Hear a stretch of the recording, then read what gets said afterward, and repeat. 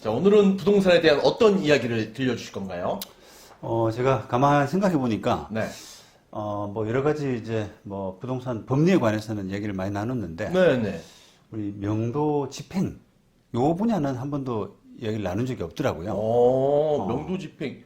많이 하시는 소송 아니십니까? 명도 소송? 우리 이제 명도 소송하고, 네. 끝나고 나면 집행 절차가 진행되는데, 몸으로 하는 거잖아요. 예, 네. 집행 절차에 대해서는 제가 한 번도 이야기를 안 했지 않나. 그래서, 내가 그 중요한 절차를 왜 안 했지, 이렇게 한번 생각해 보니까, 네. 이게 변호사 입장에서는 조금 이렇게 집행 절차를 등한시한다 그러나요? 중요치 않게. 어떻게 보면 좀 하찮게. 왜요? 왜냐면은, 논리적인 어떤 다툼 이런 걸 가지고 판결을 딱 받는 것까지가 변호사가 할 일이고, 이게 법리적으로 딱 할 일이고. 네. 그 다음에 이제 집행은 판결에서 나온 정해진 대로 그냥 하는 집행관이 하는 기계적인, 형식적인 그런 절차다라고 생각을 많이들 합니다. 약간 이렇게 소홀했군요. 예, 예. 무시했다고 봐야 되나? 이건 그냥 중요도가 떨어지는. 그렇죠. 승소, 뭐 패소가 중요한 예, 거니까. 예, 예.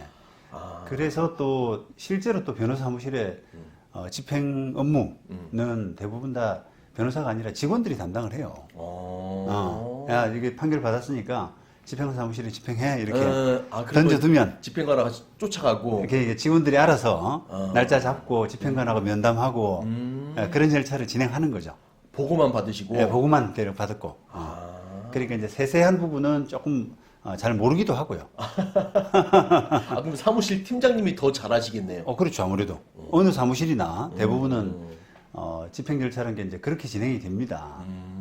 그런 정도의 절차다 보니까 이걸 뭐 칼럼을 쓰거나 뭐 영상을 찍거나 이럴 필요가 있나 이렇게 생각을 했던 것 같아요. 야, 어떻게 보면 부동산 소유자나 아니면 뭐 그런 사람들은 가장 중요한 거잖아요. 임차인 내보내고 아니면 자기 건물에서 사람을 내보내는 게. 그렇죠. 예. 판결만 받는 게 능사가 아니잖아요. 그렇죠. 집행해야 그 되니까. 뒤에 이제 집행 절차가 마무리돼야 일종의 좀 일이 완성이 되는 건데, 하여튼 그 덕분인지, 뭐 저도 이제 변호사로서 집행 절차를 좀 이렇게 좀 등한시하고, 덜 중요하게 생각하고, 뭐 그런 때문인지, 집행 절차에 관한 영상들이 좀 쓸만한 게 별로 없더라고요, 또. 그래서, 일반인들이 좀 그 집행 절차에 대해서 좀 잘 모르고, 잘 모르죠. 또 무서워하고, 그런 경향이 있는 것 같습니다. 맞습니다. 그 뉴스에서 많이 나오잖아요. 명도 이제 집행하면 막 네. 끌어내고 막 안 나겠다고 칼부림하고 뭐 네, 이런 것도 나오잖아요. 네. 오히려 이제 그런 것들은 굉장히 특이한 경우인데, 그렇죠. 그게 뉴스에 나올 정도니까 네. 특이한 경우잖아요. 근데 이제 그런 것들 정도만 이렇게 집행이라는 게 저런 거구나. 그러니까 너무 이렇게 무서워하는 거죠. 그렇죠. 옛날 때는 뭐 건달이라 깡패들이 와서 막 부시고 막 그랬잖아요. 네, 네, 네. 맞습니다. 재개발 명도하면 막 끌어내고 네, 부시고 네. 막. 네. 그리고 또 뭔가 이렇게 그 집행 과정에서 뭔가 협잡 같은 거, 이런 것도 있을 것 같고, 그런 약간 이렇게 음침하고 무섭고 하는 그런 절차로 인식되었는데 사실은 그게 아니다라는 부분을 이번에 또 영상 보시면 아실 수 있을 것 같습니다. 네. 자, 이게 뭐 이론적인 설명보다는 네. 우리가 그 집행 과정에서 이제 만들어지는 여러 가지 서류들을 보면은 이게 흐름이 이렇게 가는구나. 그런 걸 금방 느끼실 수 있을 것 같아요. 네. 자, 이게 일단 제일 첫 단계에서 판결이 나오면 네, 판결 나오거나 아니면 또 이 사건은 이제 재소전 화해 사건인데요. 재소전 화해라는 집행할 수 있는 그 근거, 우리가 권한. 채무 명의라는 네. 표현을 쓰는데 권한, 채무 명의라는 표현을 쓰는데 그게 되면은 그걸 가지고 이제 강제 집행 신청을 합니다. 그걸 집행관 사무소에다 집행관에다 하는 거죠. 그렇죠. 그래서 여기는 제가 이제 대리해서 채권자 요거는 건물 명도이기 때문에 네. 임대인인데요. 그렇죠. 임대인인 임모 씨를 대리해가지고 했고 그다음 채무자는 이모 씨가 되겠습니다. 그래서 집행 목적물 소재지 그래가지고 이건 어디 이거 아마 강남일 것 같은데요. 강남 어디다. 집행 권한은 요거는 재소전 화해 정본 그런 거다. 그래서 집행 목적물이 뭐냐라고 하면 이제 부동산 인도해 달라. 네. 인도는 짐을 끄집어내 달라 그렇죠. 이런 거거든요. 그런 취지입니다. 그래서 관련 서류들 이렇게 이제 집어넣고요. 집행본은 송달 증명원, 위임장, 뭐 임대차 계약서 등등 이렇게 해가지고 이제 제출하는 것이 제일 첫 단이죠. 자, 만약에 여기 이제 재소전 화해가 집행 권한이라고 말씀드렸잖아요. 네. 요게 만약에 이제 우리가 일반적인 판결 같은 거, 명도 판결 이런 거였다면 요 자리에 집행 권한 자리에 뭐 어떤 명도 사건, 매토 명도 사건, 뭐 가집행 있는 뭐 판결이라든지 가집행 선고부 판결 또는 확정 판결 정본 이런 식의 이제 자료가 들어갔었겠죠. 예. 그렇습니다. 자, 그다음에 요게 이제 맨 처음 이렇게 이제 신청서를 제출하게 되면 네. 그 다음에 이제 뭐 관련된 비용을 내야 될 거 아니겠습니까? 그렇죠. 집행 비용들. 그 절차가 이제 두 번째 절차인데, 요걸 이제 집행 비용 연합 안내라고 집행 신청을 하게 되면 집행 비용 내세요라고 해서 안내를 해줘요.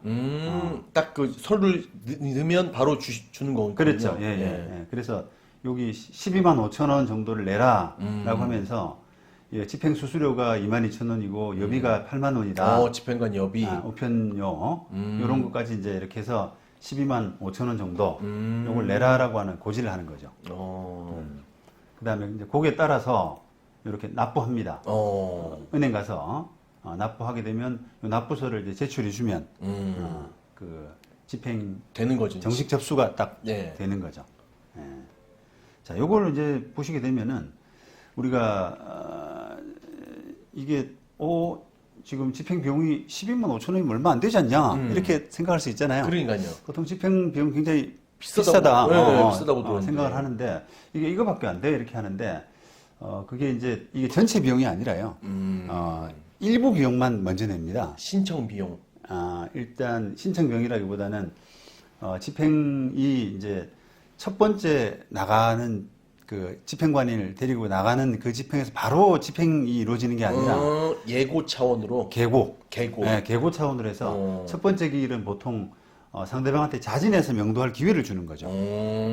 그래서 가서 이제 그날 가서 경고하고 나가야 되는데 왜 안 나가느냐.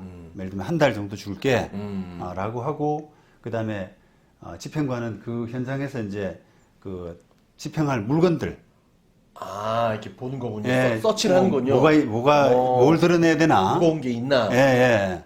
그 다음에 뭐 동식물 같은 게 있나? 또 분해해야 될 이런 물건들이 있나? 뭐 이런 것들을 해서, 그 후에 집행 비용이 구체적으로 얼마인지를 산출을 합니다. 그래서 대략적인. 근데 그 만약에 갔어요. 그러면 어느 정도 시간을 줍니까? 만약에 딱 나갔다. 신청이 들어와서 뭐 집행관이 그거는 나가면. 딱 정해진 건 없는데요. 정해진 보통 한 달 정도 주더라고요. 한 달 정도. 한 달 정도. 그래서 보통 우리가 집행 기간이 어느 정도 걸리냐 의뢰인들이 이렇게 많이 물어보는데 신청하고 나서부터 한 두세 달 이렇게 이야기를 드려요. 왜냐면은 신청하면은 첫 번째 집행관이 나가는 데까지가 한 달 걸리겠는데. 그래요? 예. 빨리 나가진 않네요. 네, 그렇죠. 집행 밀려 있으니까.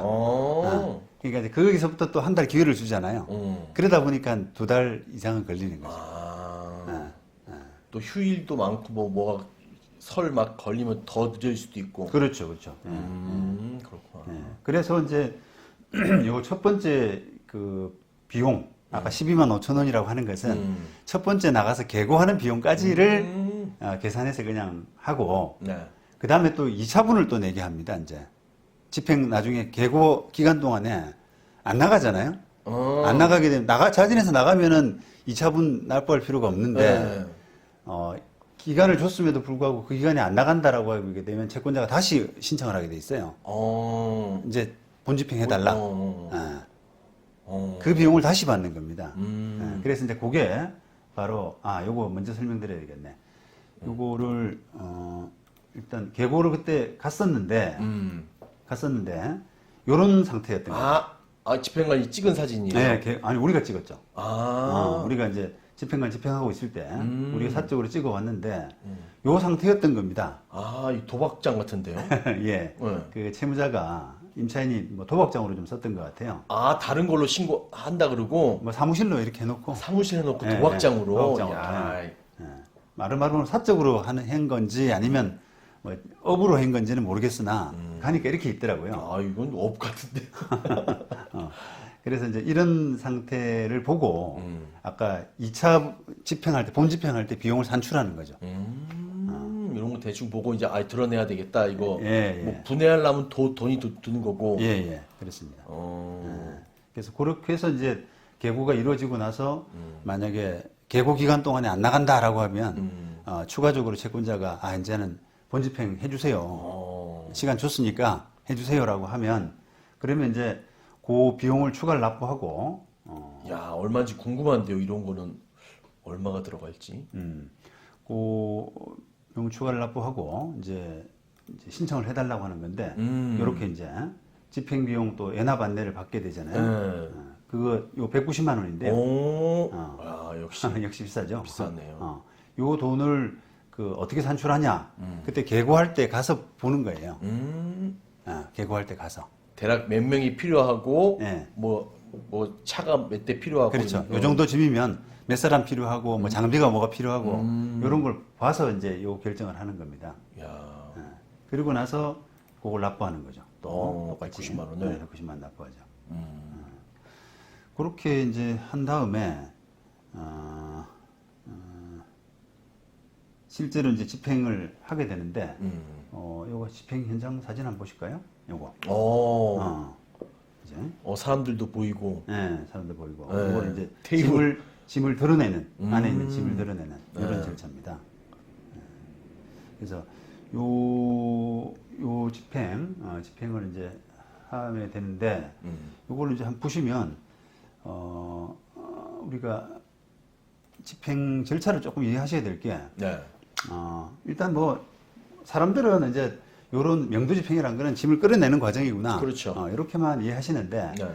일단 그 집행법적으로 보면 조금 그 이해하셔야 될 부분이 있는 것이 그 집행이라는 자체가 이제 그 점유 공간, 채무자가 점유하고 있는 그 공간을 뺏어 가지고 점유를 뺏어서 채권자에게 넘겨주는 네. 그런 과정이잖아요. 그러니까 그렇기 때문에 반드시 집행을 할 때는 채권자나 그 대리인이 있어야 돼요. 그죠? 실제 봐야죠. 집행관이 뺏었는데 네. 뺏어서 줘야 되는데 채권자가 없잖아요. 점유를 넘겨줄 채권자가 없으면 집행이 안 되는 겁니다. 그래서 법에서도 이 채권 집행, 명도 집행을 할 때는 반드시 채권자나 그 대리인이 있어야 된다라는 부분을 명시를 하고 있습니다. 자, 반대로 우리가 퇴거 집행이라고 하는 네. 공부 차원에서 퇴거 집행을 한번 네. 생각해 보시면 되는데 여기서 나가라. 퇴거는 보통 어떤 개념이냐면 토지 뭐 낙찰받은 사람이 건물주 상대로는 철거하고 그다음에 건물에 있는 임차인. 세입자 상대로는 네. 임차인 상대로는 퇴거 청구하고 네. 이런 거잖아요. 네. 그러면 이제 그 퇴거 집행을 할 때는 그 퇴거 집행이라는 개념 자체가 그 건물에서 나가게 하고 그 건물의 점유를 내한테 넘기는 그런 과정은 아니란 말이에요. 아, 그냥 나가라만. 이게. 나가라, 나가라. 공간, 내가 건물을 허물어야 되니까 나가줘 이런 거예요. 건물의 점유를 내한테 줘 이게 아니라요. 그러다 보니까 퇴거 집행은 아까 우리가 집행할 때 반드시 뭐 명도 집행할 때는 채권자나 채권자의 대리인이 있어야 된다라고 하는 그 공식, 그 룰이 필요 없는 겁니다. 퇴거 집행은 채권자나 뭐 대리인이 없어도 됩니다. 물론 관행적으로는 이제 채권자나 대리인이 참석을 같이 동행을 하게 되는데 법적으로 필요한 건 아니란 말이에요. 꼭 필요한 건 아니구나. 예. 퇴거는 그냥 점유를 뺏어서 하면 되는 절차거든요. 넘겨주는 절차까지 필요 없단 말이죠. 그런 개념의 차이가 있는 겁니다. 그게 이제 민사집행법 258조에 규정을 하고 있는데, 요 2항에 보면은 강제집행은 채권자나 그 대리인이 인도받기 위해서 출석한 때만 한다. 이렇게 규정을 하고 있거든요. 그래서 그런 이제 절차에 따라서 이제 진행을 하고요. 그 다음 보셔야 될 문서가, 이 집행을 이제 했는데, 집행을 했는데, 그 채무자가 인계를 받아야 되는데요. 짐을 가져가야죠, 채무자가. 채무자가 있어서, 인계받으면 되는데, 채무자가 없는 경우, 없는 경우는 그거를 이제 어디 짐을 버릴 수가 없잖아요. 보관 위탁 계약서. 예. 그 채권자가 대신해서 보관해 주는 겁니다, 이거를. 짐을. 그래서 화물을 컨테이너 임대해가지고 보통은 이렇게 보관을 하거든요. 6월, 9월, 3개월이네요? 예, 3개월 정도 계약해가지고 이걸 보관했죠. 그 다음에 돈이 많이 들었죠. 어이구. 310만 원에. 어이구, 이게 더 비싼데요? 집행비용보다? 예, 310만 원에 그 다음에 도비 비용 추가 이래서 50만 원인데, 요거 아까 도비 비용은 그 테이블 있잖아요. 도박 네. 테이블. 네. 그걸 분해하는 그런 비용일 겁니다, 아마. 그게 50만 원이나요? 예, 50만 원 했네요. 와, 제가 하고 싶다. 그렇게 비싸구나. 했고, 예. 그래서 그 다음에 이제 이런 관련된 절차가 이렇게 진행되고 나면 그 다음에 이게 원래 법상으로는 지금 아까 말씀드린 것처럼 집기는 그러니까 집행 대상은 점유잖아요. 점유를 뺏어서 이렇게 하는 거니까 네.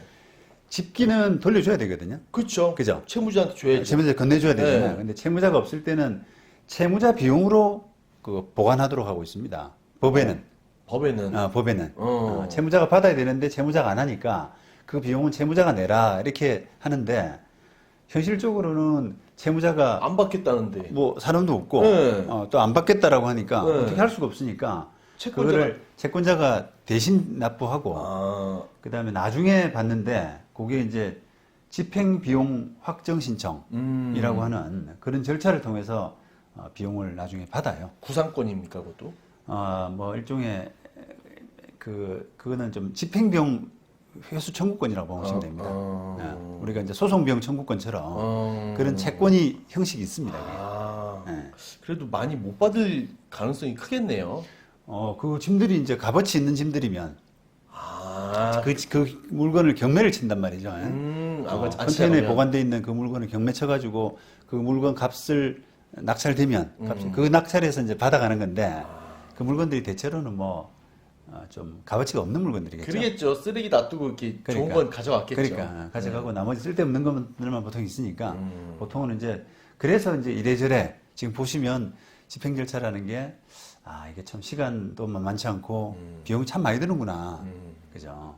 처음에 1차 엔합, 2차 엔합, 그 다음에 또 안 가져가면 보관료. 예, 이런 것들이 해서 와. 거의 한 600, 700 이렇게 들었잖아요. 그러니까 직접 하신 거잖아요, 변호사님 이거. 그렇죠. 네. 의뢰인 유인 받아서 이제 한 건데, 이게 참 비용이 뭐 아까처럼 뭐 폭력 행사 이런 거는 고사하고요. 네. 그거는 아주 드문 일이고. 그러니까요. 네. 그건 걱정할 필요가 없고 네. 돈이 많이 든다. 듭니다. 돈이 많이 듭니다. 그러네. 네. 그리고 어제도 이제 뭐 의뢰인 한 분한테 이제 상담을 좀 받았는데, 재판하고 있는 분인데 벌써 이제 판결 나고 나면 집행을 어떻게 할 거냐, 그 걱정을 벌써 하시더라고요. 근데 이제 이제 뭐랄까, 우리가 원고고, 명도 사건의 원고고, 그 피고되는 분이 그 원고의 할머니 되는 분이에요. 친할머니. 네, 친할머니. 네. 근데 이제 가족 분쟁이 붙어서 할머니가 그 손주 집에 안 나가고 버티고 있는 겁니다. 아이고 참. 그래서 그 소송을 이제 해서 나중에 명도 집행 될 수 있느냐라고 하는 부분을 걱정을 하시더라고요. 그래서 그러게요. 명도 집행 왜 안 된다고 생각하세요? 그러니까 아니 뭐 채무자가 점유자가 할머니가 되면 안 된다고 하던데요, 그러더라고요. 노력이 할머니는 안 한다.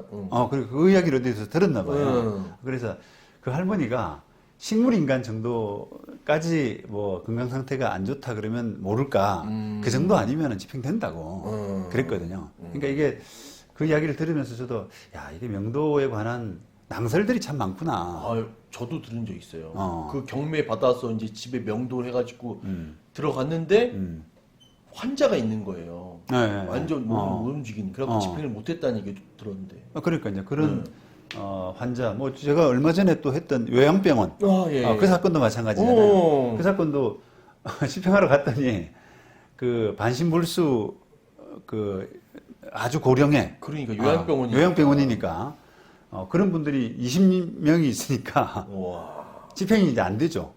그러면 집행관이 안 된다라고 말을 안 하고 자꾸 뭔가를 이렇게 토를 다는 겁니다. 아. 시간을 좀 더 주고, 그다음에 또 이 환자들 이송할 계획을 좀 내봐라. 이런 식으로 해서 계속 좀 이렇게 시간을 끄는 거죠. 그러면서 이제 그러다 보면은 또 자동적으로 저절로 해결되는 부분도 좀 있어요. 예를 들면 예. 환자가 20명이었는데 한 3개월, 6개월 지나면서 환자가 줄어드는 겁니다. 한 명씩 딴 요양원으로 가시는구나. 예. 소식을 듣고. 그렇죠. 예. 그리고 또 이제 그런 그 명도 상황이 되면 요양병원이 잘 안 되지 않습니까? 소문도 나고. 그렇죠. 예. 그러니까 환자들 제대로 된 보호자들이, 환자들은 예. 보호자들이 빼나가는 거죠. 여기는 이제 더 이상 머물 곳이 아니다.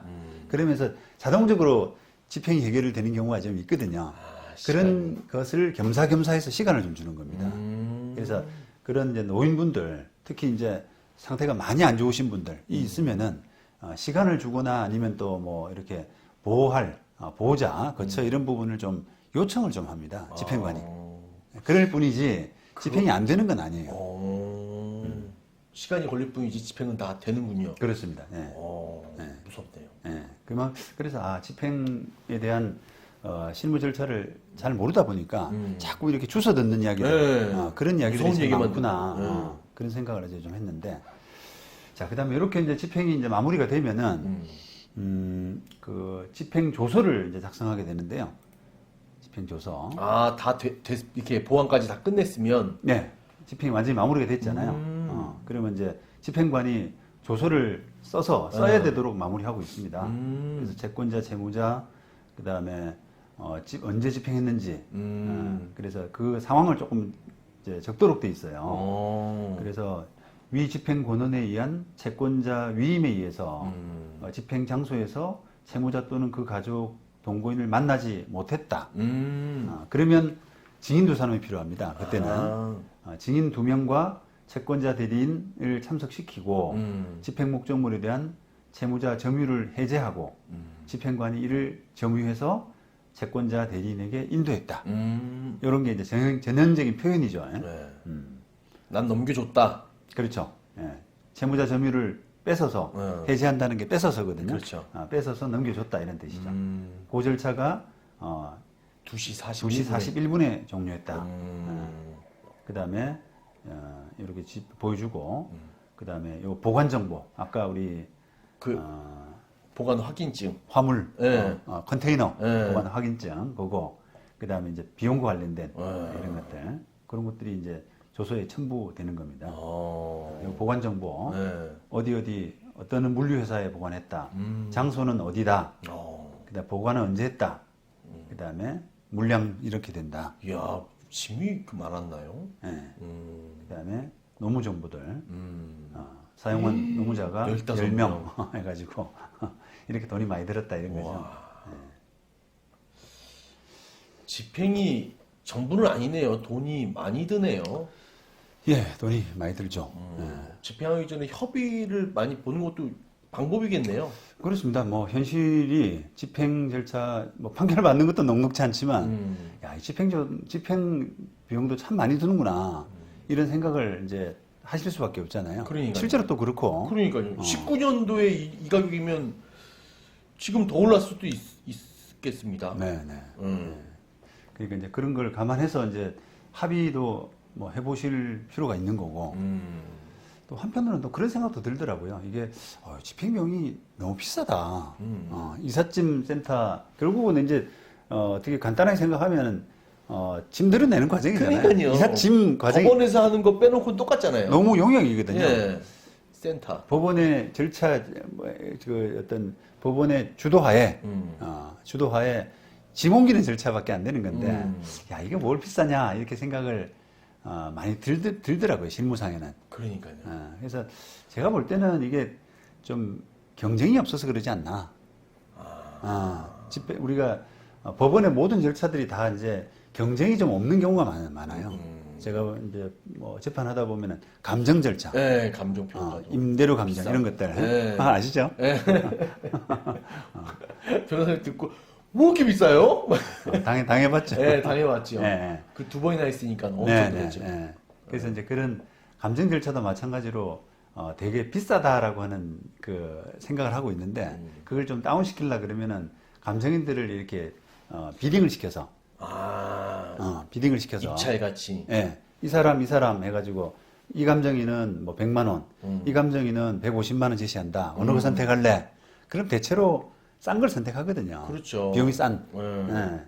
그러니까 이제 그런 과정을 거치면은 전체적으로 그 비용이 낮아지는데 법원이 그걸 또 잘 꺼린다 그러나요? 그러니까 왠지 이제 뭐 또 이렇게 공정해야 될 그 감정 절차가 그런 거에서 또 이렇게 오염되거나 뭐 그 훼손될 그런 것도 좀 생각하고. 뭔가 있겠네요. 뭔가 안 보이는. 아닙니다. 판사나 서로 뭐 간에. 제가 볼 때는 감정 절차는 판사나 직원이 뭘 받진 않아요. 그러니까 그거는 아닌 거 아닌데 법원이 안 하는 것은 좀 귀찮은 거.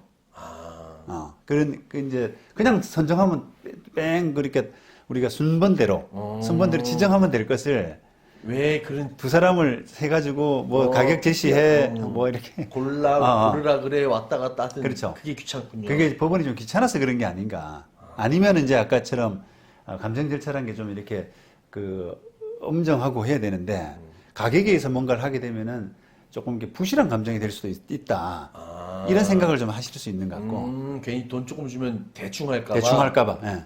양껏 주고 정확하게. 그렇죠. 차라리. 그런 것도 되겠네요. 예. 그런 부분도 좀 고려가 있지. 그게 이제 뒤에 뭐 협잡한다거나 그런 거는 없습니다. 그런데 이 집행 절차는 이제 그런 경쟁 과정도 없고요. 그 다음에 세관에서는 집행관이 좀 뭐 받아먹는 거 아니야? 집행관이. 집행관이 그 노무회사한테 뭐 좀 받아먹는 거 아니야? 옛날에는 그런 얘기 좀 들었어요. 그렇죠. 네, 옛날에는. 그거는 제가 잘 모르겠어요. 저는 법원의 감정 절차는 그게 아니다라고 자신 있게 말씀드리겠는데, 집행 절차는 워낙 이게 좀 은밀하고, 뭐 물어볼 수가 없잖아요. 그러니까요. 그러니까 그거를 아니다라고 단정해서 말씀드리기가 어렵네요. 그러니까 집행관들의 뭔가 또. 그래서 그런 의혹을 안 받으려면 경쟁을 해야 되거든요. 그러니까요. 법원이 투명하게 그렇죠. 법원이 더 투명해야지. 그렇습니다. 사적으로 그러면 안 되죠. 그래서 오늘 뭐 영상을 보시는 분들도 댓글이나 이런 거 좀 달아주시거나 아니면 또 어떤 의견 피력을 하실 때 좀 이 부분은 반드시 이렇게 지적해야 될 법원이 또 비판받아야 될 그런 부분 중에 하나이기 때문에 그거는 조금 용기를 내서 수고를 하셔가지고 지적을 좀 하셔야 됩니다. 그렇죠. 말을 해야죠. 그렇습니다. 그래야 좀 사회가 좋게 바뀔 수가 있습니다. 그럼 저는 오늘 들으면서 또 한 번 알았습니다. 명도, 인도 집행이 안 되는 건 없구나. 그렇죠. 진짜 법적으로 하려면 할 수 있다. 끝까지. 근데 웬만하면 비용도 많이 드니 협의를 많이 해라. 물론 특이한 케이스는 있죠. 저기 무슨 교회 사랑제일교회 그럼 어렵죠. 집행이. 그렇게 막무가내 있잖아요. 막 그 미친 듯이 그렇게 막무가내로 하면 그거는 이제 그쵸, 공권력의 한계라 그럴까? 그런 부분이 있을 수가 있는데 그런 거는 뭐 0.01%도 안 되는 그런 사건이고 뭐 거의 대부분은 집행이 된다. 대부분 조금 이제 어려워지는 경우는 약자 보호. 좀 뭔가 사고 나는 게 아닌가라고 해서 집행관이 약간 그 뒷걸음질 치는 그렇죠. 물러서는 그런 것 때문에 조금 미뤄질 뿐이죠. 그렇게 정확하게 이해하시고 집행을 하시면은 훨씬 더 뭐랄까요 좀 덜 걱정스럽고 편안한 그런 집행이 될 것 같습니다. 네.